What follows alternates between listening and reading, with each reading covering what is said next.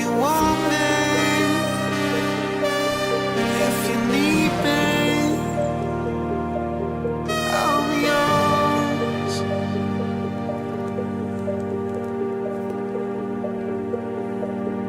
If you want me,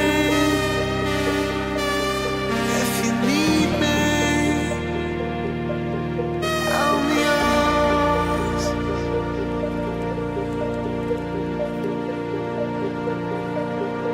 If you want me,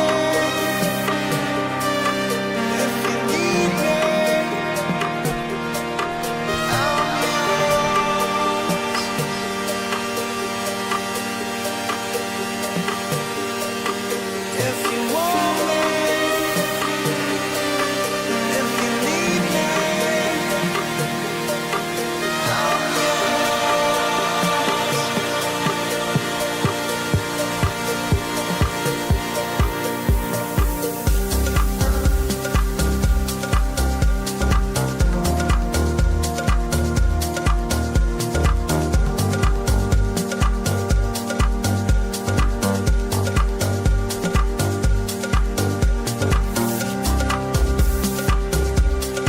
If you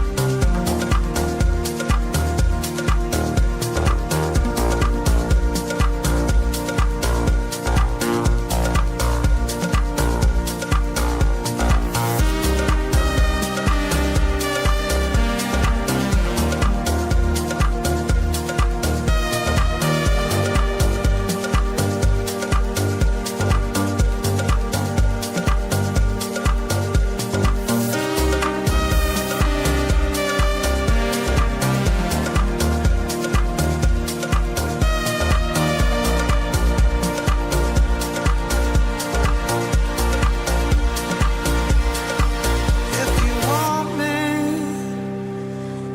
I'm yours.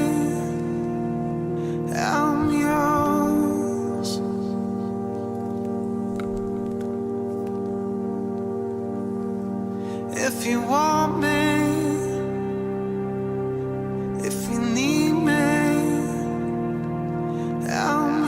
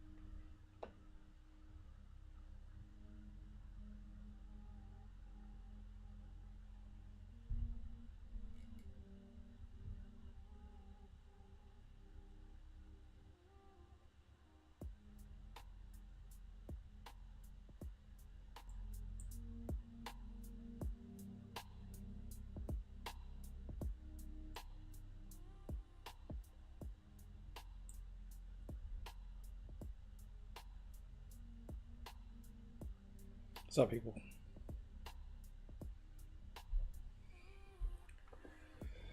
Right, what do I want to talk about? I want to talk about a lot of things, man. A lot of things happened. A lot of things happened today, man. A lot of things happened this week. It's kind of insane.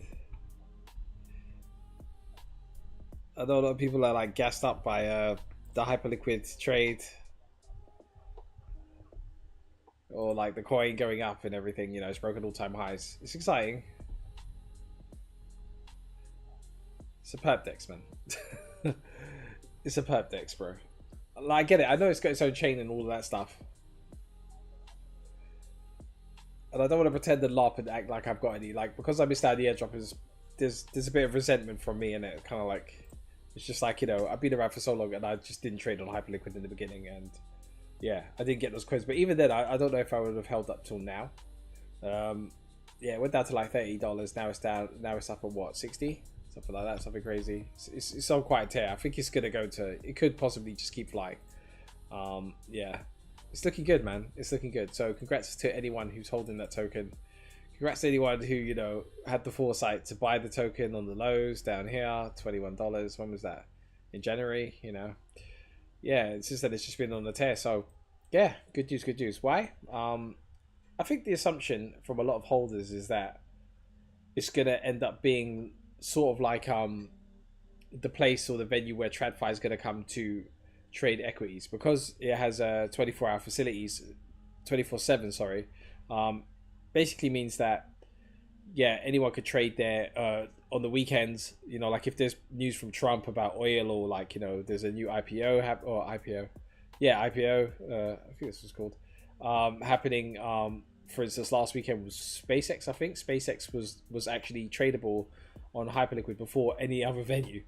You know, so a lot of people got in at really good prices before market open on the Monday for the pre-IPO, I should say. So yeah, profits were made, you know, and yeah, there's just opportunities abound in Hyperliquid to make money. They've also got their own EVM chain. I'm not too sure about the products that are on there. I saw one thing called Alt, and I sort of checked it out, and it was weird. It was kind of like you could drop your own meme token, but you could tie it to the price action of another token. So you could tie it to the price of like ETH and do like it's like 5x leverage. So if ETH goes up in price, then your token should automatically follow it. Something like that. I was tempted to try it out, but then I was just like, what's the point, you know? I'm sure it's not as good as what people are saying, but at the same time, maybe it's a good idea to do some like transactions on the Hyperliquid EVM or Hyperchain, whatever they're calling it, just in case there is an airdrop at some point, because there are rumors of a Season 3 airdrop. But I've just got a feeling it's not going to quite work out that way for people who are trying to get in now. I'm sure there are people that, you know, have just like, they live on that chain and doing loads of different things. I just haven't got the appetite to check it out. But yeah, I think like Hyperliquid is like part of the news of the day, and it will continue to go up. I believe it will. Sadly, I'm not holding any, and I'm not LARPing saying that I am. So I have to look for other opportunities. Maybe there won't be any. But it's kind of like caused a bit of a stir in the market as well, because, you know, obviously it offers perps, which is Binance, maybe even Coinbase's biggest moat. It was weird because like last week, even Coinbase were like, "Oh yeah, we've signed a deal with Hyperliquid to, you know, provide their stablecoin." So instead of there being like a USD H, which was the Hyperliquid stablecoin dollar, you didn't actually have to use it. They would pretty much accept USDC anyway. So yeah, it's just basically they've abandoned the USD H, and they've gone along with Coinbase as the custodian for the USDC. And yeah, so, you know, Coinbase is sort of like getting in there as well. And it's no coincidence now that Coinbase have announced that they're going to be allowing people to trade stocks on their exchange as well. So I'm sure that that's going to be a 24/7 venue as well. So I'm sure that's like Hyperliquid is just front end or back end running that. What else? What is this? Megaeth, blah, blah, blah. Why is this on here? I didn't share this. Oh, okay. That's weird. What is that? Sorry, let's check. Does that take me to Pump.Fun? Okay, that's weird. That's interesting. I don't remember tweeting that out. Maybe it just does it. Well, I'm live anyway on X. Yeah, I'm live on X. Shout out to X, YouTube, Twitch. If I don't respond to you, it's because I'm not looking at their screens. Yeah, it's just one of those things. I'm only looking at the Pump on the screen. What else did I want to talk about today?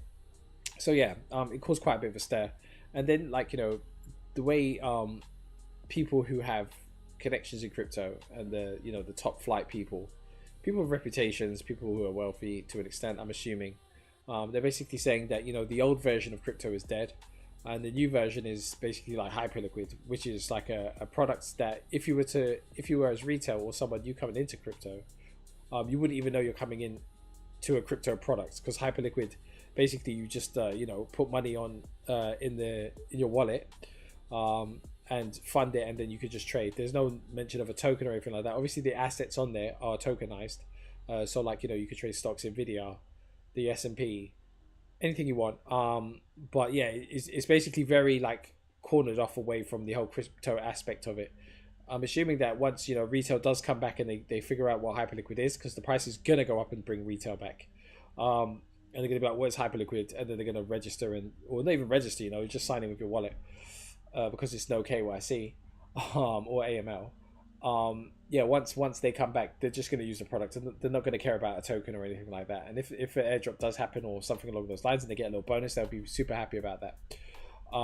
Yeah, and that's the moat that a lot of these people are saying. It's just like, yeah, this is the new wave of crypto assets that are coming out. There's going to be products that aren't really attached to crypto, so you'll never know. There's like a VVV, Venice. So Venice is, I'm not even going to show you the products, but like Venice is it's like unbounded AI. So you can request anything on Venice, anything, you know, like AI porn, whatever. It will create it for you, and everything is like not stored on servers. It's just like, yeah, it's your own private data. You just keep it, and you could, yeah, anything you want. It doesn't tell you no, like the traditional AI products like Claude or like OpenAI. So that has a token as well. The token basically facilitates your access to Venice to use this unbounded AI. Yeah, I haven't really used their products. It's been out for quite some time. I think it's been about 2 years. The token ran up to what, $17, something like that. I think it's still running. No. It's somewhere here. I could just search it. I'm not really prepared. Anyway, I hope everyone's doing well. You know, I feel like the market's turning around. Like, you know, sentiment. It's weird because like sentiment is down, but only on particular assets. We'll get into it. But like, yeah, this is Venice. You can see like, yeah, it's just basically up only from February. It's just literally just like, it's just going. Like, people have realized the value of it. That's an Eric Voorhees product, and he's well known in crypto, very well respected, very well trusted. I said on my last stream, probably no one watched it anyway. But yeah, he's the one who called out SBF live on the Bankless podcast. So like, yeah, he's very like, you know, crypto centric, very decentralized. Your data is your data, all of the rest of it. I think it's interesting as well. Like, you know, the years ago there was something called EOS, right? And it done like a fundraise. Or an ICO. And what you would do is you would take your ETH, you'd put it into this, I guess it's a burn mechanism or like this treasury or sacrifice, I don't know. And then you get an allocation of these EOS tokens. Now, it raised probably the most amount of ETH that you could ever, like, it was like billions of dollars worth of ETH went into this thing. And it came out and everyone was like super disappointed with this new chain, like, you know, EOS. I don't even know what it stands for now. And the reason for why people were disappointed, because it had like delegated proof of stake. Now, you know, for proponents or people who are in the industry now who are just trading memes and they're new, I know decentralization doesn't matter to you, but like EOS, basically its major downfall was that there were only like, I think 6 or 12, something like that, 6 people maybe, that controlled the network. So you basically stake your tokens and they'll be delegated to someone, or to a team or an individual, whatever. And they would basically use their stake to vote on the network to authorize transactions or to reorder blocks or whatever else. And everyone was just like, that's not decentralized, so why would we do that? And then it completely flopped. But what I'm noticing now is like a lot of these new crypto products, yeah, they're pretty much that's what they are. They're like DPoS, like the decentralized proof of stake, in my humble opinion. Like, you know, I feel like they're just not what crypto is supposed to be, but it seems like that's the direction that it's going to go in, where like, who cares about decentralization, who cares about security, who cares that, you know, someone can freeze your transactions or like, you know, fuck up a block and do whatever, like they can reorg a block or I don't know. But yeah, it's just like, yeah, I just don't know, like, yeah, the market's definitely changed. So it's a lot more difficult to make sound decisions based on like the facts, but to be honest, like, there are, you know, crypto's pretty much gone mainstream in my eyes. Maybe if I talk to people on the street, it wouldn't be the case, but I live and breathe this stuff, kind of. But in my eyes, it's kind of like it's gone mainstream, and no one cares about, like I said, delegated proof of stake. Yeah. Onto other news. So I've talked about Hyperliquid. I've sort of given my opinion on it. I don't know. I mean, I use the product. Like, I do like Hyperliquid. I do. Like, you know, it's easy. It's easy to, you know, put on a trade. It's easy to lose your money, whatever. Not to mention, like, you know, the fact that because it's a decentralized network, all transactions are unchained. People, like, I'm pretty sure, you know, positions can be seen and observed and analyzed. The algo is the algo. So, like, you're not only competing against other traders, you know, like in a PvP sort of aspect of things, but you're also competing against, you know, market makers that can pretty much see your positions. As well as I'm not going to accuse anyone at like Hyperliquid of doing insider trading, but, you know, there was rumors, or not even rumors, but like BitMEX, for instance, way back in the day, could see all your orders. You know, Binance, I'm pretty sure, can see all your orders. So like, if you order to go long somewhere, they could easily, you know, front run it. But that's only on like low liquidity assets that are easily movable. So what you'll find is now, because we're in a bear market, if you did decide, for instance, to start trading on one of these venues, it's a lot easier for you to get stopped out on something like, say, for instance, you're gonna trade, I don't know, something low liquidity like XPL, like, you know, XPL, something like this. Like, there's nothing going on this chain, isn't it? You know, like, but they've got leverage on there, and it's probably the open interest on it is like a couple mil. Should I check? Let's have a look. Upper liquid.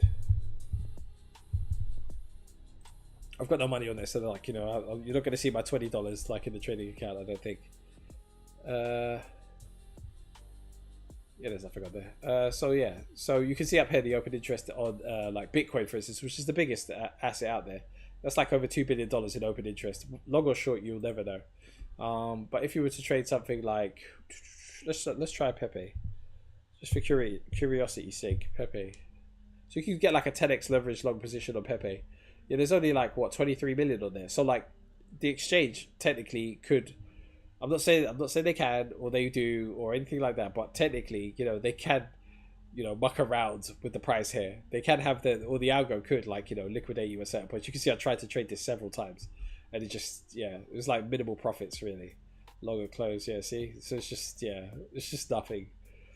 Pepe Long is like the one, you know, I think that'll be a kingmaker at some point, because it's the meme coin of meme coins. It's pretty much bottomed out. It's very tempting to get into like leverage trading, but like at the same time, there's risks involved, isn't there? You're better off, like, in my opinion, trading something like, well, you know, like VVV. You could probably trade VVV on there, right? So if I go back there, VVV, yeah, here we go. How much open interest is on there? 52 mil. Okay, so people are really logging the shit out of this. Funding is positive, so I guess you're paying logs, right? Yeah, I guess you're paying logs, or you're paying shorters to log it because you're borrowing money. Yeah, I'm not sure, like, because to be honest, yeah, this is my sort of first introduction to you know, this sort of product, you know, like trading, buying stocks, options, all of that. I never did any of that. The first thing I learned was perps. So like, you know, BitMEX was my first chance to get any sort of leverage back in the day, and I never understood what it was. I was just like, oh, they're just going to give me money, but I didn't realize you had to pay a funding rate. I didn't realize, like, you know, you could, your positions could be viewed. There were several things that, you know, I didn't understand, but now I'm sort of understanding. In fact, I'm kind of like building stuff around using AI to try and help me make better decisions when it comes to trading. But, you know, it's data intensive. It's sort of like, it surprises me that people can just say, oh yeah, we're spinning up a trading bot and it's making X amount.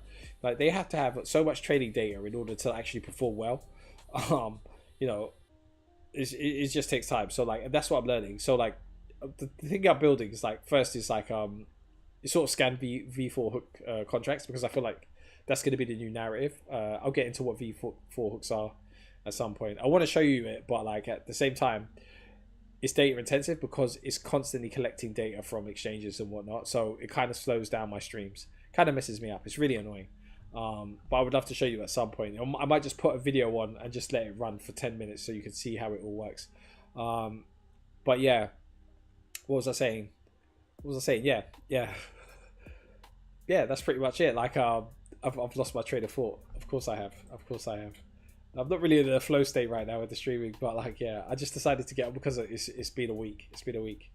But yeah, XPL, I don't know. So yeah, it's just like, you got to be careful. You got to be careful in regards to, like, you know, the open interest and stuff like that. When it comes to hyperliquid. Moving on. So the next thing I wanted to talk about was like Pump.Fun, which I'm streaming on. Shout out Pump.Fun. Cool product, I guess. I don't know. But they've decided that they're only going to do, they're going to start allowing coins to be issued with a different pairing. So it's going to be USDC. So you can see here, Pump.Fun launches USDC paired with meme coins to start traders. So like, the Solana Launchpad rolled out optional USD liquidity pools on Thursday. And, you know, a lot of people were like, oh, well, that's great, because it just means that it costs more for people to issue tokens. So like, when you issue a meme now, it's going to cost you an extra, I don't know, $600 or something crazy like that. or it's going to cost you $600 to buy the amount that it would take to bundle it. So like some like before, a lot of coins that were issued out, it would be that someone would just buy 20% of the token, and then because this is how a lot of people made money back in the day. They would buy 20% of the token as soon as it comes out, and then they would hype it up. People would buy the token, and then they would just dump that 20%, and it causes like a cascading, like a sort of chart, and that in turn causes fear for the people who just bought or bought higher, so they sell and then it just dumps and it never comes back. And that's been consistent throughout Pump.Fun, but they don't care about that because they make so much in fees. So there are a lot of people out there, the trenchers, who still believe that meme coins are coming back. And Elon, who's like a lead dev, rumors about him, this not even being him, by the way. The lead dev has already like sort of admitted, that Pump.Fun are looking for product market fit. And I'm still sticking to the opinion that this is another step towards Pump.Fun becoming its own chain. Like I'm sure like the token is going to have some sort of meaning. It has to, right? It has to, because like it has to have some sort of meaning, because like I mean, look at it, it died off many a time. I bitched about it before, but it has to have some sort of meaning. And I think once they come out with their own chain, you're going to realize that what, that thing's actually for staking, and they're just gonna they'll do the massive airdrop to people, or God willing, and it will just be like the biggest meme coin centric sort of place to trade. More than likely, if they do an airdrop at these prices, like the token will completely tank. But it seems like that's the way they're going to go. They get them allowing USDC pairing is really interesting in regards to the fact that development of your own chain. So they're bringing stablecoin dollars onto Pump.Fun.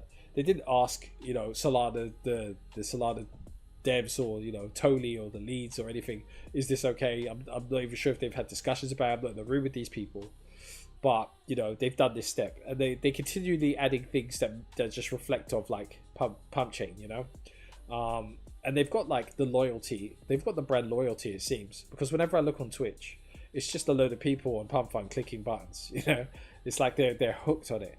But until it's like it surprises me. It's like perp trading, isn't it? It's basically gambling, isn't it? So like you're hooked on these meme coins, and the brand loyalty comes from the fact that a few people got rich really young, and showed that it was possible. But the game is completely changed. So like where we go with meme coins from here, I do not know. I say I wasn't really involved in memes. I didn't understand it, so I didn't touch it. And then once I finally get in, it's like NFTs. Once I finally got in, it was over. So it's just like, okay, maybe I can sort of like figure out what it is, but is there any point? So there's definitely something going on there. I'm really interested to see where Pump.Fun goes from here. But a lot of people are saying that it's bearish for Sol, because now basically you don't need to use Sol as a pairing for Pump.Fun new meme coin tokens or issues. And let's see how the price of that is looking. Is it looking any better? Airdrop's another thing that's interesting. I think it's next month. Solana, there you go. Yeah, I mean, that looks bottomed out and consolidating. So I don't know. That looks bottomed out and consolidating. So potentially, it could just rip from here. But they need something, because there's a lot of panic in the. I wouldn't say panic, but there's a lot of.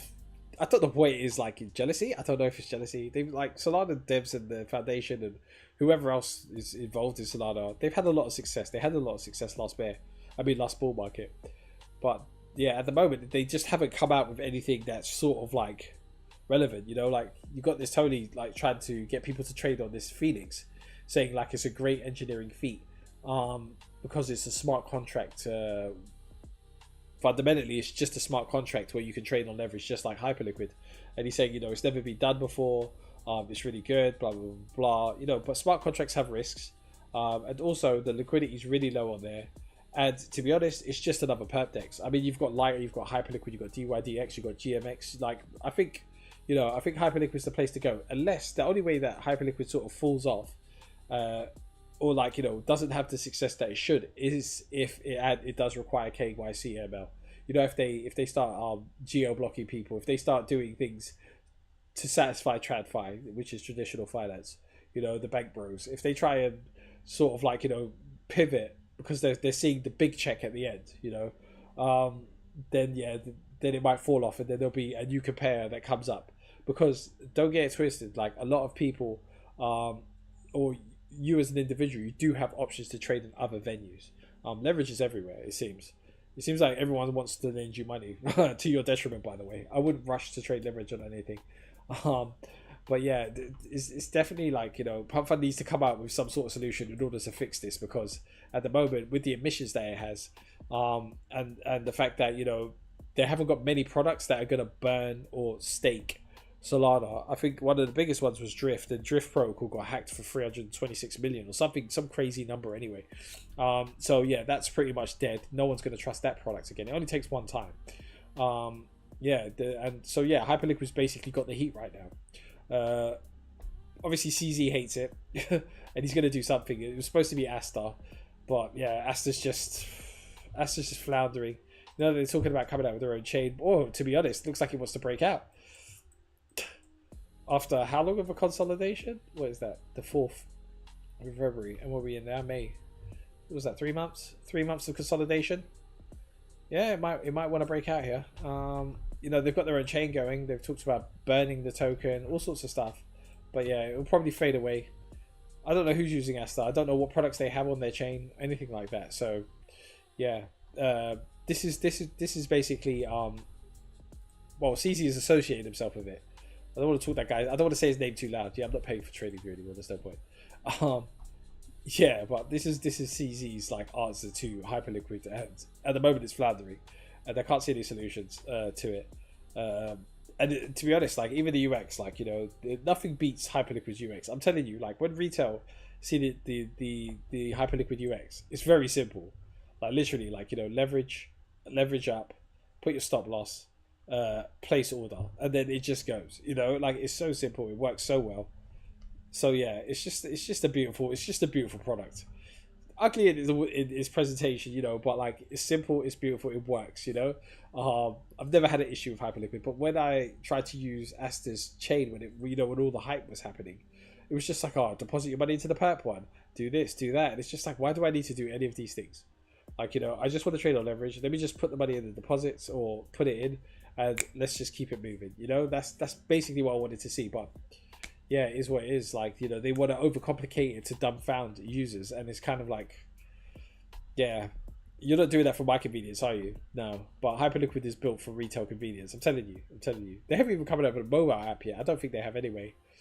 But if they come out with a mobile app, then it's pretty much game over. Or that's like the top. Once they're like, yeah, you can trade on mobile. It's just like, okay, there's nothing else to do. Merpu's like a big yeah, this is it. So like this alt thing is just like, did it just skyrocket? Hype USD. Yeah, that's the point. It's kind of like if you tie your altcoin to like hype went up like 30% today. So technically your token, if you issued a meme token, should have gone up 5x that. But yeah, hype 5x long is currently up 300k in unrealized P&L on Hyperliquid. That's real value flowing into altcoins. Yeah, so I don't know. But yeah, when you look at it, it's kind of like they're selling into it, so it's not happening. Yeah, so that's Hyperliquid, and it's hard for me to understand. But I don't know why people are treating like hype or Hyperliquid like it's not part of the EVM. I mean, yeah, it's like a layer 3, right? So it's like you've got ETH, and then you've got Arbitrum, and then beneath Arbitrum you've got, or above Arbitrum or below, I don't know. You've got Hyperliquid, right? So that's all EVM though. So like surely that's all on ETH. There's a lot of things going on with ETH where like everyone's just having a big problem with like the way the foundation is behaving. A lot of people seem to think that in terms of see, I'm changing subject now, so I'm going to talk about ETH. Like in terms of ETH, a lot of people are conflating the actual ETH chain with the Ethereum foundation. But there's like 3 different things going on here, okay? ETH as the chain, mainnet, is fine. Like I was on there, it's cheap at the moment. There are opportunities that like not a lot of people are talking about. The V4 hooks, for instance. And then you've got like the foundation where like, it's just fucked in it. It's like, I don't know, they're running it as a charity. Like they think they can hire people for free, and those people should be grateful enough or grateful for the fact that they get to work on this, like, you know, Ethereum. Even though it's an open and decentralized network where anyone can build a smart contract. I guess it's funding that these developers are looking for. And apparently, like, they're not getting funded or paid to do work on the EVM. So yeah, it's just kind of a thing where a lot of people are getting laid off. A lot of people are resigning from the Ethereum Foundation. They don't agree with the leadership in the direction that it's going. They know that they flopped in regards to the L2 situation. So, like, you know, I mean, what happened to optimism? You know, like, it was like, let's be optimistic, guys. And it's so funny that optimism came out at the end of the bull market. I think it wasn't even the last bull market; it was the previous bull market. Optimism came out. We were doing optimistic roll-ups, like, you know, clearly because this guy, what's his name, Carl Forheath or whatever, Forsyth. He's a weed smoker, innit? So he's like, yeah, we'll call it a roll-up, man. That's so cool. It's like, it's not cool, bro. Like, grow up, innit? Like, I don't know. But yeah, super smart guy. But, like, you know, I don't know. But anything that guy, if you see Carl Forsyth associated with any sort of crypto product, I would run a million miles, because he is basically an A16Z mole. Okay, like, the guy gets funded by A16Z for all of his products. Okay, it was OMG, Mise Go. He was there talking about plasma development, and then he moved on to optimistic rollups, and then, like, optimistic rollups sort of flopped as well, and they just keep pivoting. And the way that these characters justify it is that it's all science and an experiment, isn't it? You know, like, it's all part of a journey. It's all part of a learning process. And that's how they justify, like, fucking over people for money. It's actually insane to think, you know. Even in regards to the OP token, when it came out, there was, like, this massive, like, come up thing, or, like, come up on TGE, where the token got issued or migrated or issued to certain characters, who basically dumped the price before retail, who were using the optimistic rollers, were entitled to some form of airdrop, received their tokens. So they got in a lower price and basically got dumped on. So it was a liquidity grab, in my mind. So I'm just gonna have a sip of water. Yeah, it was a liquidity grab. So yeah, anything you see with this Carl, whatever his name is, he always comes along with a little Chinese girl. You know, nothing wrong with Chinese people, nothing like that. I'm just saying, like, you know, she's always like this young, attractive. Yeah, that's his side. You know, that keeps people entertained. Whatever. Like, you know, I don't know why I said that, but yeah, it's always the same characters, always. So yeah, be aware, be vigilant if you see that guy's name associated with anything.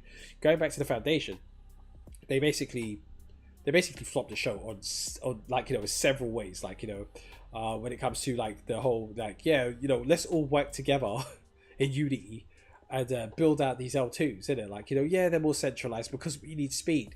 So, like, you know, but they're gonna pay the EVM. They're gonna pay, like, you know, they're gonna pay money or fees towards, you know, Ethereum, the Ethereum sequencer or whatever, to keep everything secure. And they never did it, you know. They failed to gain traction because, you know, if you speak to someone like myself, if I was to speak to someone, I'd be like, oh, why don't you go into optimism and, you know, buy some Velo, you know, stake it, and then you can earn a yield, you know, sort of thing. And then you tell them, and they'll be like, okay, show me how to do it. And then you'd be sitting there sweating. Like, me as a power user, I consider myself a power user. I know how to bridge, you know, I know what different tokens go where. Like, like, compared to someone who's never touched crypto, yeah. So I basically, you know, I had to explain it to this person. They were like, just do it for me. And they gave me the phone, and it was like, okay, I'm on Coinbase, I've got ETH, transfer it to their wallet, MetaMask wallet, janky as fuck, you know, and then from there you got to transfer the ETH, or bridge it over to Optimism, and then you've got to buy this NFT, and then you've got to stake this NFT, and that took me. It took me a good while, and all the meanwhile, you know, every transaction that I did, I could see the person next to me just being like, "My money's gone." You know, they didn't understand the whole process, and they don't understand, where is my money gone? Why hasn't it arrived yet? You know, they don't like, even though we worked in finance or whatever, they don't understand the processes that go on behind. So, like, just because you pay with your debit card, it pings and it says this money's come out of your account and your balance has changed, doesn't mean, you know, there's still processes happening in the background before the funds are reached anywhere. Like, so, but they don't see it that way. It's like, my balance changes, their balance changes, so we're all good, yeah. But if my balance changes and then I look at my wallet and it's not there, they're like, where the fuck is my money? You know, oh, it's been 10 minutes, where's my money? You know, and then the whole idea of, like, having to get out of it, it's just ridiculous. It's like they completely flopped, man. They did. I don't know. I think this is the problem. Like, you know, if you put a bunch of people in a building and you isolate them away from users and the general public, they're not going to understand what people need. You know, I feel like I'm going to keep talking about Hyperliquid and, like, you know, as the differentiator here, but I feel like, you know, the Hyperliquid team, they actually looked at what people wanted and they gave it to them. Okay, and the most important thing is they gave them a nice bag, for using the product initially. They gave them a really nice bag, and that just created ultimate brand loyalty. Like the VVV thing. That's taken a little while to pick up because people sort of had to digest it and understand what it is. And then obviously when it came out, this was maybe 2 years ago, AI wasn't what AI was or is now. Okay, AI is a completely different beast to what it was when VVV came out. So yeah, there was a long old process of it just being like, flat, sold off, and it's like, 2025 is it? Okay, it came out in February. It's been a year. Okay, so January 2025, year and a half. And like these times here, you just got OpenAI, you could create pictures, like, it wasn't animating anything and all of that. But now that all this crazy shit you could do with your computer, like, using AI, and now you've got this unbounded version of it, yeah, of course the price is going to fly. Of course the price is going to fly. And there's only a certain amount as well. I don't think there's a lot. And it's got a buy back and burn. It's got all sorts of things that benefit someone to buy it. So yeah, it's definitely a token that, $17 seems cheap to me anyway. So yeah. Anyway, going back to the Ethereum Foundation, there's also a problem with the leadership. I think things like anything, things happen in a cycle, right? So like at the time when Ethereum came out, things were good. You had everyone was la-di-da in it. Everyone's like, the world is great. But right now, yeah, we need, or like when I say we, the Ethereum Foundation needs a wartime leader. It needs a person, and I guarantee you, yeah, by the time they get a wartime leader, they'll need a different type of leader. They're like the Fed. They're like 3 months behind. It's like read the room 2 years ago, and you'd be like, look, man, shit's hit the fan. Users aren't happy. Like, yeah, I know you're developing it, and like Ethereum is running great. Okay, like it's cheap, everything. I feel like they built a good product, but in terms of like users and people in those perspective of the foundation, and the token, it's in the toilet. There are loads of reasons for that. More than likely, the most popular one that's been spoken about is the fact that whenever ETH catches a bid, it gets sold off by the Ethereum Foundation. So the price will start to go up, everyone gets a bit excited, and then all of a sudden, there'll be a tweet. The Ethereum Foundation sold 10,000 ETH to fund development, or R&D. So it's like their piggy bank. Like every time there's some sort of any sort of chance of a pump, the foundation are there to be like, oh, you know what, we can use this money to do this, and they'll just do it. We'll use it to look into genetics, so people can live longer. They'll just sell 10,000 ETH and donate it to some charity that their uncle has, or I don't know what's going on. Okay, speculation. I don't know if it's true, but to me, it's kind of like, yeah, there's definitely, they've got too much. And I did read today though that they've only got 0.1% ETH, but the people who work there, I'm sure they've got a load more. I'm sure Vitalik's got, he's not the biggest holder in the world, to be fair, but I'm sure he's got a fair bit to sell as well. It's even led to a point where the most staunchest of believers in crypto, Mr. David Hoffman, has declared that he is no longer holding any ETH. And his whole brand, like him and Ryan Adams, their whole brand was ETH. ETH is supersonic ultrasound money. ETH is this, ETH is that. Where is it? I don't care. Yeah, yeah. It's quite funny, this one. It's David. He cried in the last bear market. I mean, it's true. He did cry, but it is what it is. But yeah, he sold all his ETH, man. He sold all his ETH. And he's saying he's not going to buy it back. There's been a huge vibe shift in CT over the last 2 weeks, or was it just me selling the last of my ETH? So yeah, he's just had enough. This is not a bomb signal, in my opinion. This is a holy shit. Things are much worse than they appear on the surface. And it's true, but he is an overly emotional character when it comes to ETH. I think he loves Ethereum and the whole idea of ETH, the decentralized money and all of that. They came up with this whole thesis of different cities connected to one main island, and it was very cool at the time. But now it's just kind of it's cringe, isn't it? Anything I feel like Bankless do now is cringe. It was great. It had its run, but I feel I think they've tried to hand it over to different characters, but those characters just aren't. They just feel forced, they don't feel like crypto people. I remember the first time I saw David Hoffman, and he was standing in his room talking to his mate who was a Bitcoin maxi, and they were having a real genuine conversation for a good couple of hours, and it was very entertaining. Okay, and I just don't feel that vibe anymore. So it's kind of like, okay, that's not a vibe that you could create. You know, it's kind of just like someone is genuinely interested in this, and that's what brought people towards Bankless. You know, but now it's just gone to like, you know, you're interviewing senators. I mean, and what else are you supposed to do but grow, I guess. But at the same time, it's kind of a thing of like, it's time to move on, isn't it? You know, you want to be Bankless, okay, but like, it's just not that anymore, is it? It's not the vibe anymore. You can't rebrand it either. It's had an amazing run, but it's time to just retire Bankless. I know it's a great cash cow for you. Like, you know, if you ever watch this, I know it's a great cash cow because like people pay for memberships for Alpha. I mean, honestly, like my missus bought me like a membership for my birthday, like maybe 2 years ago. I cancelled it after 6 months. I don't know. It just didn't vibe with me, you know. I didn't catch Hyperliquid on that. You know, I'm sure it was there. It just never connected with me. I tried to talk in the Discord. It just doesn't work for me. I'm better off as a lone wolf and trying to figure it out. Hasn't worked out for me so far. But like, I still feel like, yeah, I'm better off learning on my own. But yeah, going back to like Ethereum and the Foundation, the fact that David Hoffman is sold, I was gonna say it's scary, but it's not. It's kind of like, yeah, I mean, why didn't you sell sooner? I can't believe I sold at a higher price than him. You know, looking back on it, when it was at like 3.5, 4 grand, and I've started like I'm selling all the way up into that. You know, like from about 3K, I was just dumping. Not dumping, but like, you know, living my life, enjoying my life. Yeah, that was kind of sold off. I always had this like feeling in my, or dread in me, that like at some point ETH is going to be like 15K or something stupid.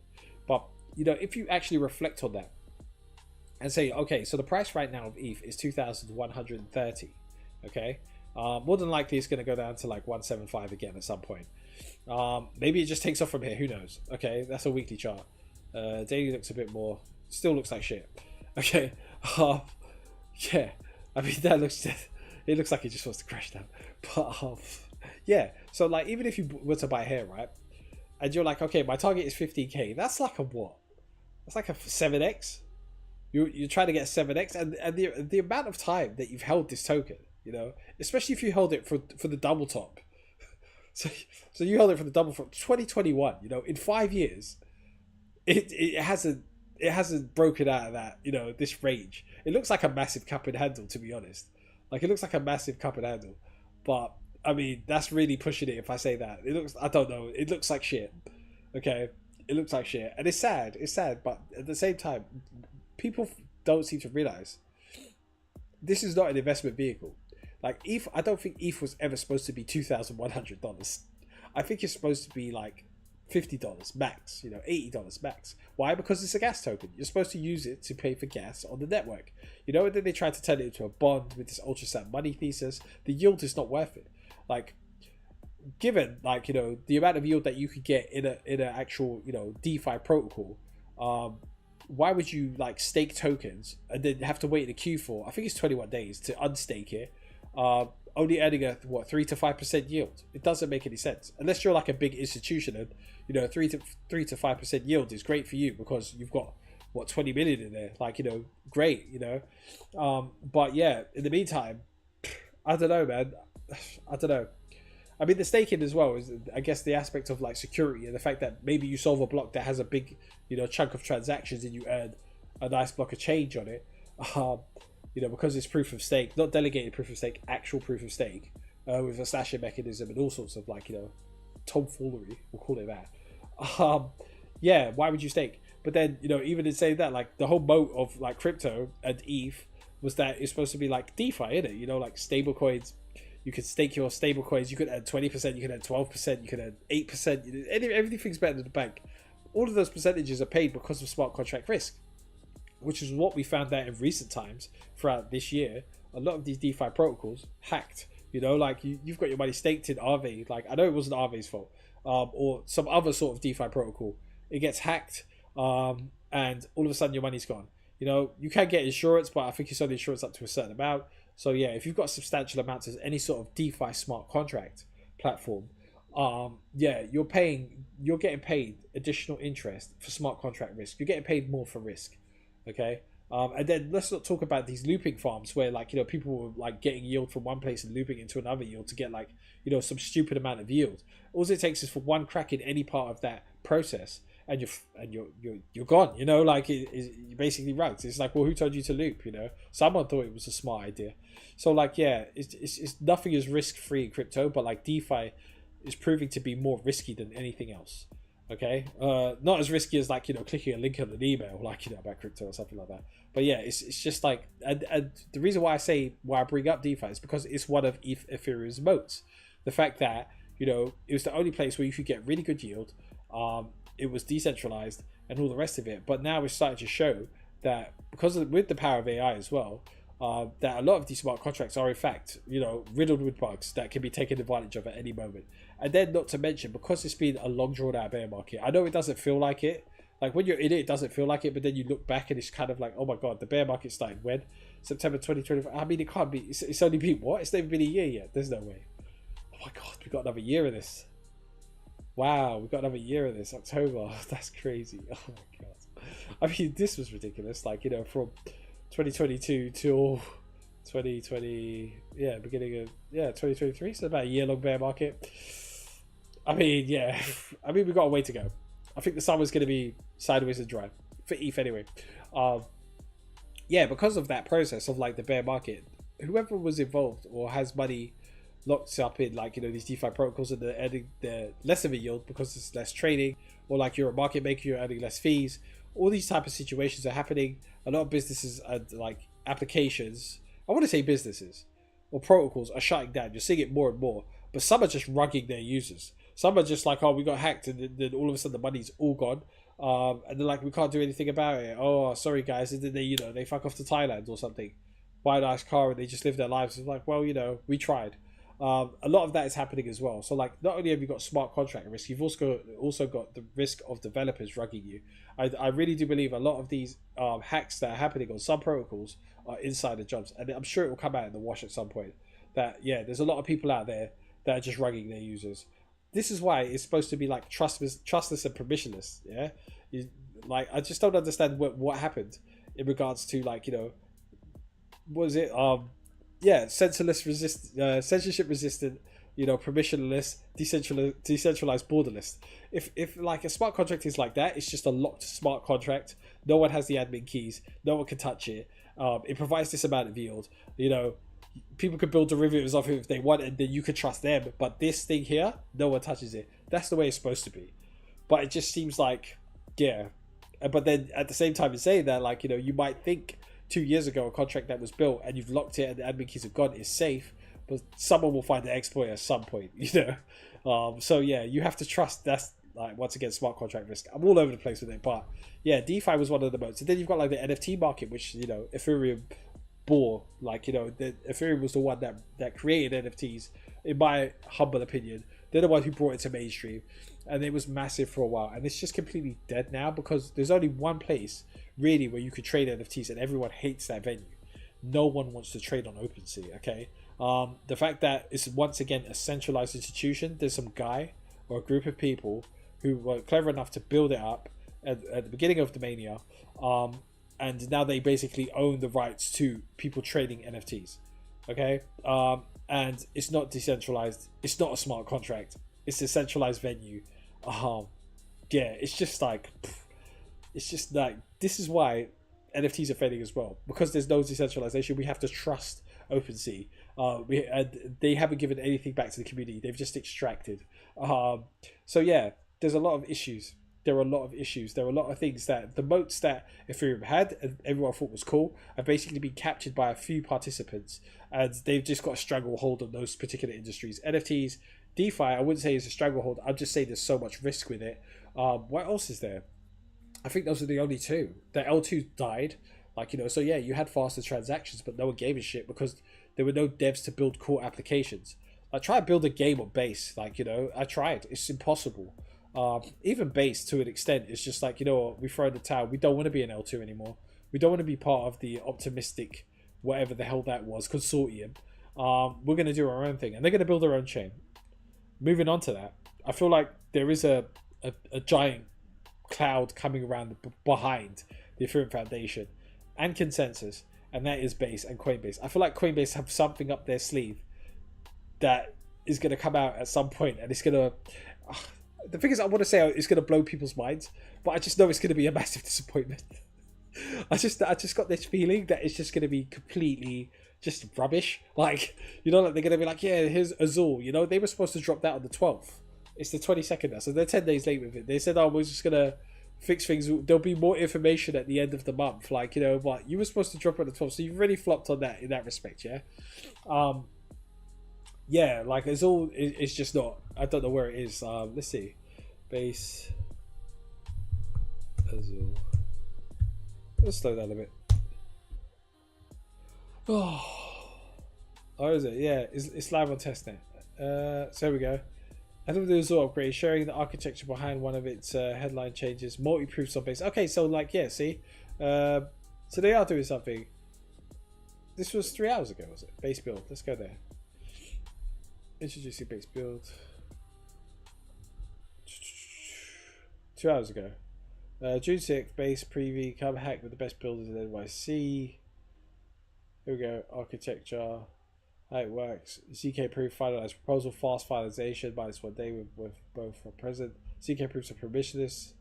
Contradictory proofs trigger soundness alert. This is all technical jargon that no one cares about. A few early stage founders at demo day. Okay, I mean, yeah, there's no news of it, but they basically said it was coming out on the 12th, and they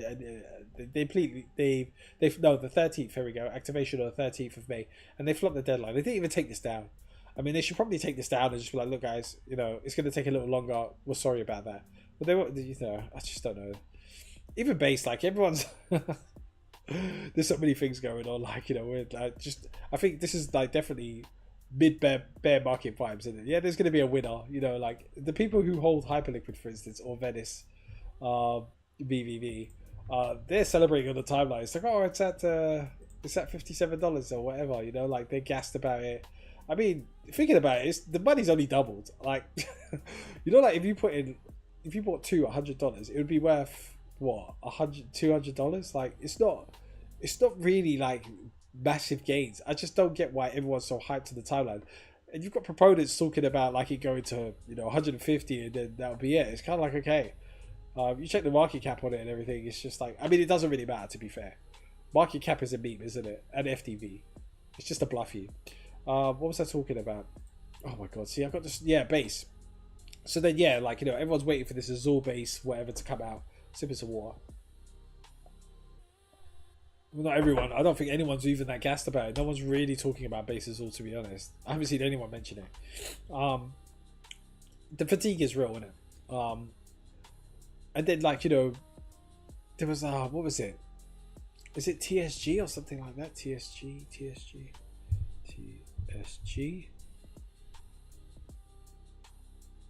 I don't know. It was like something big is coming to the Sleeping Giant. That was it. Yeah, the Sleeping Giant. Funny how you went silent after the Sleeping Giant fiasco. Yeah. So basically, like, you know, Ansem, who's very popular from the meme coin cycle, calling Solana at the lows. You know, he's one of the guys you. I'm not even gonna say follow. I'm just saying he's one of the guys who's done really well last cycle in it. He had the know-how. He knew what was going on. He sort of was in touch with the zeitgeist, and he took advantage of it. He done extremely well for himself, as I said already. But yeah, he just came on the timeline. He's like, oh yeah, the Sleeping Giant. This is the Sleeping Giant on base. There's a Sleeping Giant on base, and everyone started like retweeting it. It became like copy pasta.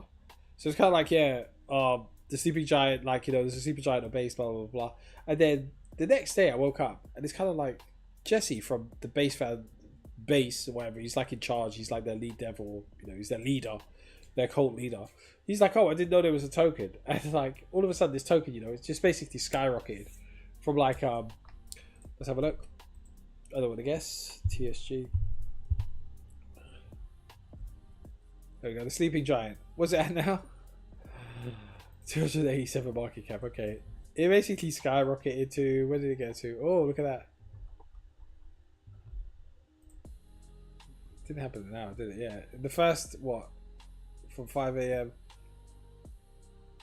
It went to like 7 mil. Okay, like, yeah, it's not a massive pump, but it's enough for someone who's like, oh yeah, you know, those first 2 hours there, there's a sleeping giant on base. You know, that person there, whoever that was, they basically made like, you know, a shitload of money. They made what, every million was a 5x. So times that by 7. So they made 35x. So if you put in $1,000, you made 35k. Something like that anyway. I'm talking small numbers, like, you know, it probably wasn't even that. It probably put in a mil and made 7x. Who knows? But yeah. And then it just like dumped off. So everyone's just going on and Jesse like, oh, like, you know, you need to stop doing this. You like, there's so many other like teams out there building stuff. Oh, they're such scammers, blah blah. And everyone's bitching at this Jesse for like talking about it. And like for me personally, it's kind of like game is game, man. Like, you know what it is. Like, yeah. See, look, fuck TSG. Base don't need memes. My slider seems to be holding up. TSG rugging. Yeah, I mean, like, so it's just another meme coin. But it was just one of those memes that just came out of nowhere. Like, I just didn't understand how it happened, but it did. So it's like, okay. I mean, it's happening. I missed the whole thing. And to be honest, I wasn't really that. I would have probably bought it anyway. But at the same time, it just leaves a bad taste in, you know, participants in the base network's mouths. It leaves a bad taste because a lot of people are trying to build stuff on there. And then, like, there was the whole content coin debacle as well. You know, like, there were genuine people like myself who were streaming on, like, Zora, for instance, figuring it all out, you know, or, like, trying to create content for the Zora app. And, you know, just doing things, just trying to be curious, stay busy during these quiet times. And then, you know, you got Jesse turn around and just be like, you know, it's not working, forget it. And it's like, well, there are people building, like, infrastructure around it, you know? You had, like, Pyro, for instance, who were working on, like, you know, sponsorships for streamers. You had the Live Network. Like, you know, you had a team there that was building out the, you know, the infrastructure for streamers, you know, to be seen. There was, like, sponsorship deals happening. There was loads of things, like, in the background happening and brewing that people were working on for months. And, you know, for this guy to turn around all of a sudden and just be like, oh, you know what, never mind, it was a bad idea, it just didn't work out, and then just walk away from it, like, just know, you know, and especially after all the shitting as well, you know, like, oh yeah, we want guys to be on base, we want content creators, we want this, we want that, you know, you went on stage pre-man bun, post-man bun, and, like, you know, started talking all this shit, and it's just like, what are we doing here?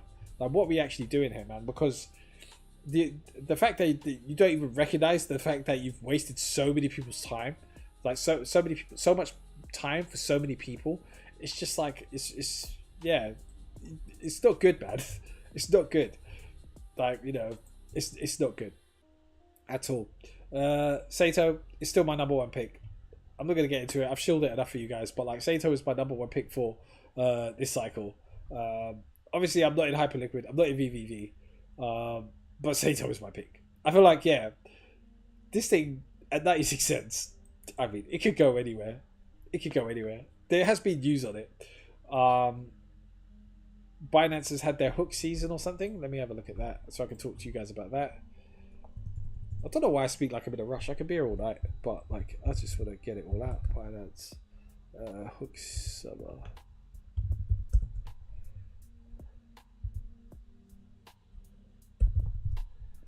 Yeah, and like, you know, the people involved in, yeah, here we go, Binance hook summer. This Rune guy, I don't know, man. Every time I see him, I get nervous when he's in the coin that I'm in.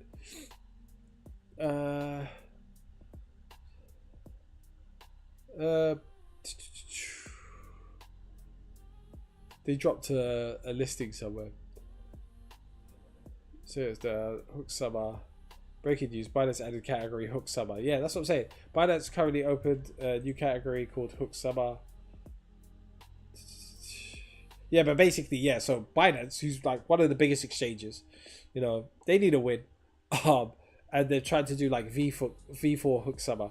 And I do believe, like, you know, these V4 hook tokens are going to be like a moat or like a new breed of token that people are going to want to trade. They're way more fair than meme coins. But you do have to be careful of, like, you know, the scams. Which is why I built this product. Where is it? Yeah, I made some fish and rice. What do you guys reckon?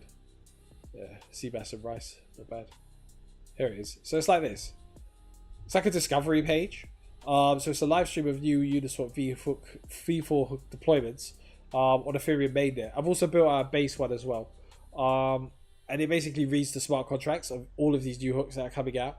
and then it gives it a score, and it audits it, and it says whether it's going to pass or not, and whatever. But like, yeah, I'm definitely keeping an eye on like all these new V4 hooks. What's interesting about doing this sort of work, yeah, or building this sort of product is like, yeah, I know it's just another screen or dashboard, but I'm actually collecting all the data from all of these new hooks.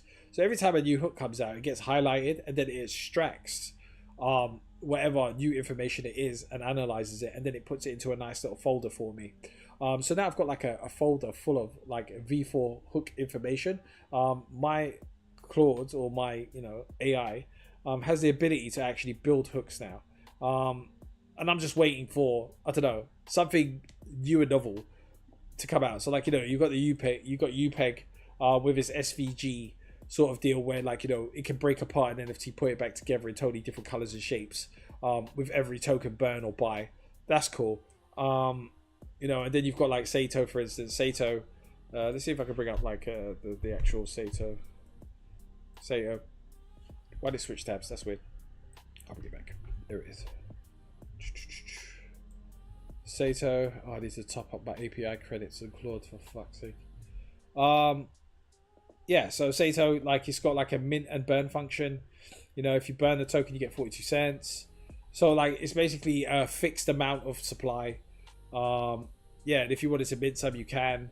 But if you sell some, it gets burned automatically. And there's only going to be 21 or 20.9 million of them. At the moment, circulating supply is 18,470,000. So yeah, and that's it. This is the contract. It's very simple. The guy or the people, or the team that dropped this, they just made this smart contract and they just left it alone. It's on the ETH mainnet. You can buy it. It's 96 cents. But they basically want to be like programmable. It's an ERC20, I guess, but like, programmable Bitcoin. And I know that's a massive statement. I know it's a massive statement to be like, yeah, this could be the next Bitcoin, but like, judging from the contract and the fact that it's got a burn function as well, which Bitcoin doesn't have. Yeah, it's just, I just feel a vibe with this thing. Like, no one's forcing anyone to like hold it or anything like that, right? But what I'm saying to you is just like, it just feels like this has got massive potential, and the fact that Binance have recognized it means that at some point retail are going to get involved in buying this token, if they push it the right way. And like I said, CZ needs a win. This is a win. If you can provide liquidity to it, that'd be great. At the moment, it's got like 3.47 million of 3,450,000 dollars in its reserve. That's used to burn and buy the token, or just burn the token. You don't have to buy it.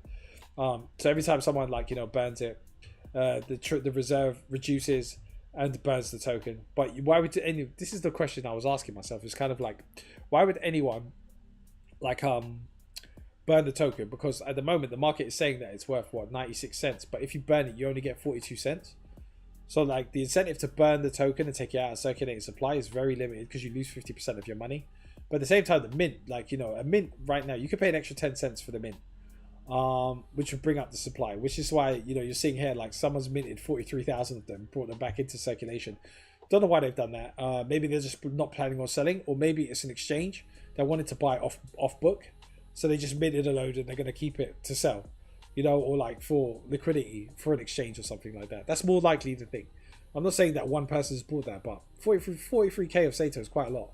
That is $43,000. I mean, maybe it's not a lot for an exchange, but it's a lot for retail. Yeah. But yeah, so I've got that going on. I'm still building it out. It's also got a trading bot installed in it as well. And yeah, it's just going to take a lot of work. But I've been working on it for quite some time. What else? The last thing I wanted to talk about, I might need another sip of water. Just give me a sec, guys. Make sure everything's right with the sound and all that.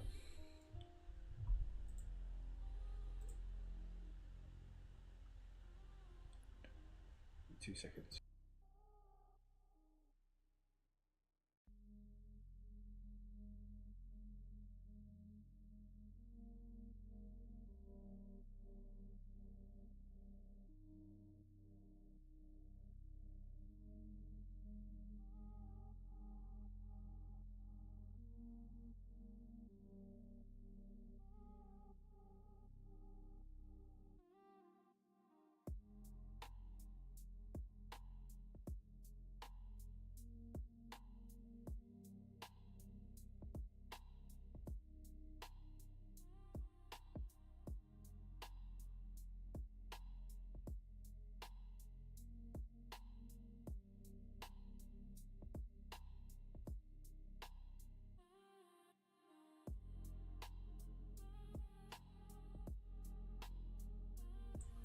even in terms of this, right? Kind of like, I mean, what is this totally thinking? What is totally thinking here? You know, they're like, this is extremely bearish for Solana. It's like using Sol as a currency is generally net zero. It's bought, then spent, then sold.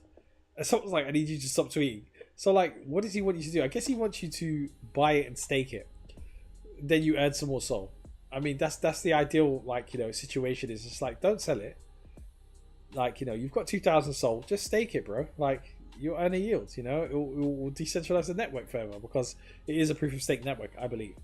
I think it takes quite a lot of Sol to actually stake, to be honest. I think you need like 100,000, which is quite a bit of money. It's like 800k. Yeah, I don't know, okay? So don't quote me on that if you're watching Solana Degens. I don't know. But yeah, he said, I mean, I don't know why you would say this, you know? But it is extremely bearish for Solana. Like the fact that, you know, their biggest fee generator, Pump.Fun, is basically pivoting away from using Sol as the fee, you know, token. USDC, yeah, is pretty much, you know, gonna dominate Pump.Fun going forward, I believe. What scares me about that is, like, you know, even USDC is a centralized currency, you know, like it's a stable coin backed by a company, Circle, and Circle have the ability to pause addresses. So if you're rugging right now using USDC, just know that it's very easy for Circle to actually, you know, pause your transactions. They can trace your address very easily. As soon as the USDC touches your address and you move it, like, you know, you do a rug, you take it out, and you're like, boom, I need to buy a watch or whatever you broccoli heads buy. Yeah, there's a possibility that the USDC can be paused. Maybe you could trade it for Solana immediately after the rug, and then, you know, but yeah, that money's traceable instantly. So that's definitely something, I guess most cryptos are, I guess. But yeah, just be vigilant, be cautious, like, in terms of this market now. I was more surprised that what I don't understand up till now is why they don't use the Pump token as a pairing. I mean, you've got a token there that's just sitting there. You know, it's got like $1 billion market cap. Give it some utility. Allow people to, like, create a token to trade against Pump. You know, what's wrong with that? I don't understand why they can't do it. And I did ask that question and I did not get an answer. Let me see if I can ring it out. Well, answer tweeted. What drives ETH redemption arc? Megaeth. Yeah, see, I'm gonna get onto Megaeth in a second as well, because that's another interesting thing that's happened. You pay, okay.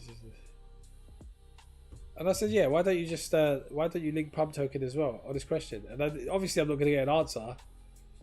And yeah, like, they're just constantly just pivoting away. It's just annoying. It's just annoying. Yeah. Anyone like my tweets now? No. Okay.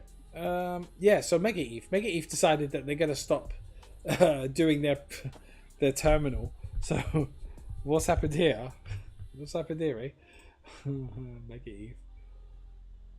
Yeah, after reviewing the terminal data, we decided to conclude this season early and sunset our terminal program. So what happened is they were like, yeah, guys, we've opened the terminal and we're going to do like a season of, like, you know, points. So, like, use our apps and we're going to give you points, and then at the end you'll get some mega, you know, like there's a treasure in mega and we're going to issue it out to you once the season's over. So what happened? Zero traction. And whoever did use it, I mean, I participated in Megaeth before the terminal, so all my actions before that, when I was curious, didn't count to anything. Once they announced the terminal, I was like, I've already done all these apps already, pretty much. So I didn't really get involved. I might have used Hit a few times. It's not going to count for much. I've got, like, you know, a certain amount of points. But what happened was the farmers were like, oh, a terminal. And they've jumped on there and they've just started spamming the network with shit transactions, from what I can understand, from my understanding. And I think the Megaeth team have realized this, and they're just like, well, there's no point. My main argument with Megaeth is just like, yeah, it's fast as hell. Like, you know, it works. Everything is cool. But the applications are just gambling. It's all extraction. Every single app on there, no matter which one it is, it's like a card game. Showdown, I've got love for Showdown. You know, like, it's nice to play PvP cards with somebody. It's smooth. It works really well. Hit was nice, but, like, there is a bug in it, like, where, like, it will say that you're earning X amount, and then as soon as you click hit and cash out, it reduces. Yeah, they charge 5% per transaction, or, like, per bet. So, like, even if you were to win 50%, they take 5%, and you get to keep 10%. So you know, it's kind of like, oh, 5%'s a bit for the risk. You know, for the risk that retail are taking using your product, you want to charge 5%. It's not really fair, is it? If we lose, you still get your 5%, I'm sure. So, like, you know, that's something that definitely needs to be looked at in terms of, like, fees. I don't think it's right. I think that's, like, a major barrier to entry for Hit. Not to mention that it's geo-blocked as well. Cough, cough. So, like, yeah, there are a load of things. And it says, like, you know, it's been, let's see. The distribution for week 3 has gone out as normal, and the snapshot has been taken for all user activity up to this point, which will be used for final calculation. The decision did not come easy, but we believe this is the best way to support our ecosystem. Yeah. Next week we'll run a supplemental points distribution to thank all users who have been exploring or experimenting with different apps throughout the program. Eligible terminal participants will receive a share of the rewards pool in USDM. So they're not even going to get the Mega token. I wonder why they're not going to give anyone the Mega token. Why do you think they're not going to give anyone the Mega token, eh? Because literally it's down only. It is literally down only. Where's the last buy? The last buy was someone bought $13 14 hours ago. No one is buying the Megaeth token. You know, I mean, look at that. Someone dumped 18 grand worth, you know, and that's probably someone who participated in the ICO and they're just pissed. They're just like, but even then, the ICO participants are probably the most pissed, especially the US ones, because they're vested for 6 months or something. So like right now, like, you know, the tokens come out and like they can't even realize profits, and they're just literally watching their investment just die, you know, every day. Like, I don't know who's dumping. They're saying it's not the foundation. I know some buys earlier. Well, someone's buying. That's got to be the foundation buying up their own token. But the incentive to use the actual network is not there.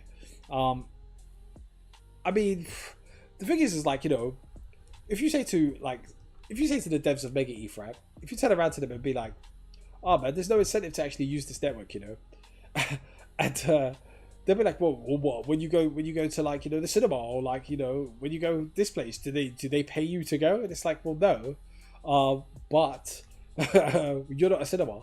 Like, you're a brand new, like, protocol, and this is crypto. Like, crypto is supposed to be different from anything else, and just supposed to reward users for taking the risk to bridge to your chain. Anything could go wrong, you know. Like I said, all of it is still risky. As much as you want to say you're secure, blah blah blah, da da da. Yeah, it's just not. It's just not. There's no incentive to bridge over there, other than other than Showdown.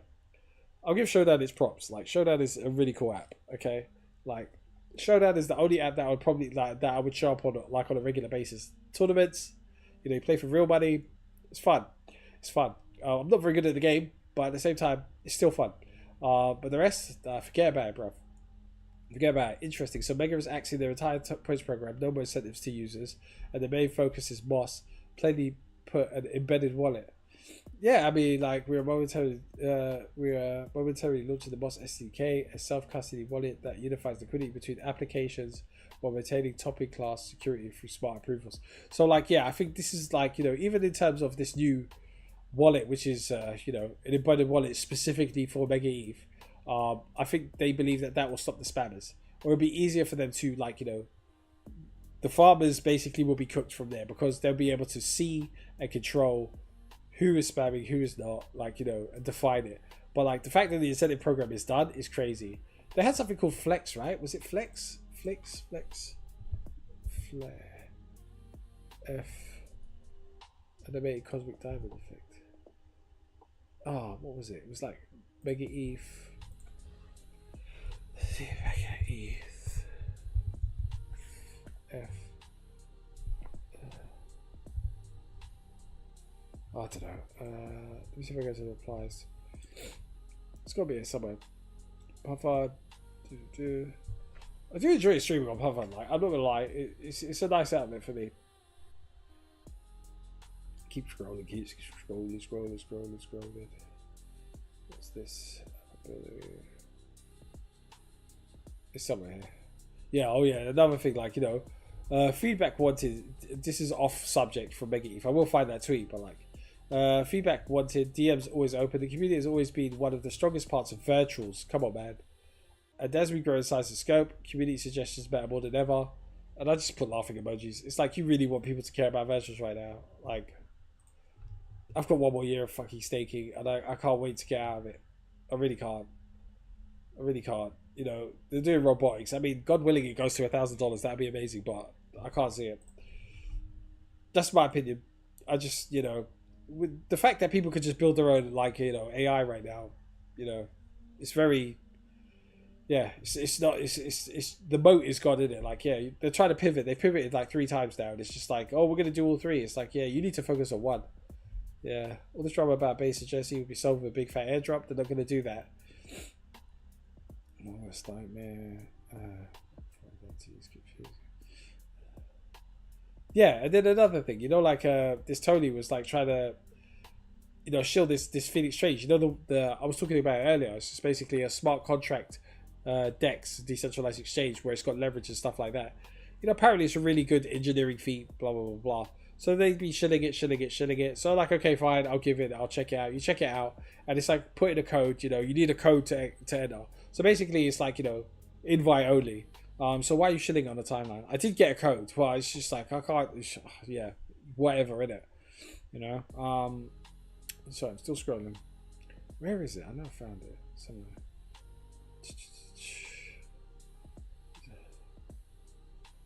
Yeah, even this, like, right? Can't read the full thing. Right, so it's like, I don't agree with that right now. And L2 is closer to an application layer and can mostly operate without a token while functioning perfectly fine. A proper L1, on the other hand, cannot exist or operate without one. So you need a token for an L1, and L2 you don't really need a token. Incorrect. There's nothing fundamental about an L1 that requires a native token. So he's saying you don't need a token for an L1. And I'm just like, well, so what are we building here? I agree. It's actually structurally weaker setup if you go tokenless. I'm still waiting to consider them L1s though. I just don't understand. It's like you're trying to do it on purpose, like, you know, just be muggy. It's weird.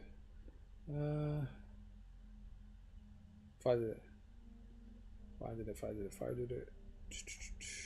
Sorry about this, guys. I will find it. I know it's here somewhere. There's another one, like, you know, Ethereum co-founder on why DATs are built to last. We're a long-term business. Thanks, DATs. They changed the title on that. I'm sure they did. Security, permanent long-term capital. It's like, yeah, the entire world's going to be tokenized or whatever. It's like the entire economy is going to be tokenized, but not MetaMask. No, not that. Just forget about it. You know, it's like, come on, man. Yeah. And he, you know, every time it's like it's closer than it's ever been. It's like you said that it's just like 5 years ago.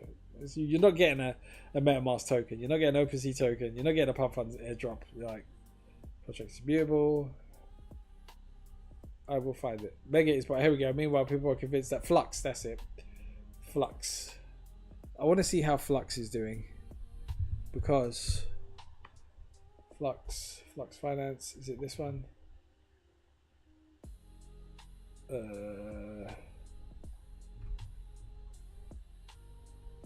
Is this it? I think this is it. What is it? I think this is it. Because people were staking it to earn a yield, right? They were like, oh yeah, it's got like 50 million mega or some shit. And I doubt this is it. It's just some random generic thing. Okay, yeah, but basically they're trying to get people to stake their mega, to earn part of a treasury, like 50 million Megaeth tokens or some shit. And I don't know who's going to be crazy enough to actually do that. Yeah. Coinbase announced perpetual style equity index futures are going live. Yeah, okay. We have no more announcements tomorrow. We will have more announcements tomorrow. Mark Cuban sold all his ETH. Good. Happy looking for Solana. Yeah, so it's like, yeah, what do people realize how bullish this is? Another 2.5% mega supply removed entirely. Instead of dropping in the next few months, rewards now in USDM. Love how Megaeth team, despite best efforts, recognized token wasn't quite going where they wanted to pivot. Excellent call. Yeah, okay. Oh, yeah, it's a great call. Yeah, it's a great call. It works for Mega. Nice. United Kingdom, okay. Alright.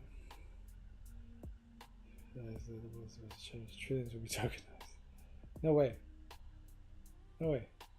That is a very bullish tweet. Trillions will be tokenized. They've been saying that for years. Okay, how long have I been talking for? How long have I been waffling on for? An hour and a half. That's not bad. Have I talked about everything? Megaeth. Yeah, the fact that they've stopped their terminal program is just laughable. It's laughable. And I'm still Sato. I want to say Satoshi, but like, you know, I'm still a bull. I think I'll be a bull for a very long time. I just don't see why anyone would want to sell it. You know, I don't know why anyone would want to. Like, yeah, there was a sell-off here, because there was a problem with the website. The website works fine now, so yeah. I don't know. I'm actually tempted to get some leverage trades. You know, just like yeah. Hyperliquid maybe. What's hyper? 10x leverage. I don't know. Look at how many times I tried to catch hype. Oh, and then I finally gave up, and then yeah. It's funny. The world's about to change. Everything's about to be tokenized, and you know those are all like traditional finance stocks. Well, they're already tokenized, so synthetic tokenized. Okay, guys, I think I'm done. I think I've like vented enough, and I should probably go to bed. It's getting quite late. So I appreciate you tuning in. Whoever watches, whoever doesn't, you know, you miss out on the alpha. It's not much, to be fair. And I hope everyone's doing well. Enjoy your Friday. Tomorrow's gonna be 30 degrees or something crazy, so like, I'm looking forward to that. Anyway, I guess I'll speak to you soon. Peace out.